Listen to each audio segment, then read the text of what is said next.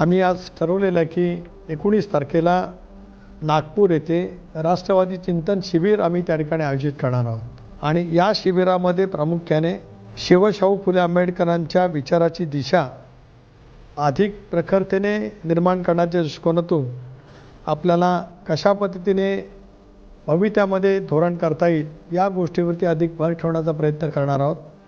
युवकांचे बदलते आकांक्षाविषयी प्रश्न असतील, समाजातील विविध आकांक्षाच्या या शिबिराचा केंद्रबिंदू असतील, तंत्रज्ञान आणि संवाद झपाट्याने बदलत आहे, युवकांची जीवनशैली, त्यांच्या अपेक्षा, राजकीय जाणीव याही बदलत आहेत. याला सामोरं जाण्याच्या दृष्टिकोनातून पक्षाचं धोरण हे आता नव्याने विकसित करण्याची आवश्यकता आहे. या चिंतन शिबिराच्या माध्यमातून आम्ही या साऱ्या गोष्टींची चर्चा करणं अत्यंत महत्त्वाचं ठरवणार आहोत. या शिबिरामध्ये महाराष्ट्राच्या कानाकोपऱ्यात, प्रत्येक गावात, प्रत्येक घरात आपली भूमिका, विचारसरणी, योजना पोचवण्याच्या रणनीतीवरती सुद्धा विस्तृत चर्चा ही त्या ठिकाणी आम्ही करणार आहोत. मूल्याधिष्ठित पण आधुनिक गरजांना प्रतिसाद देणारी भविष्यकालीन राष्ट्रवादी घडवणे हे या शिबिराचं मुख्य पद्धतीचं ध्येय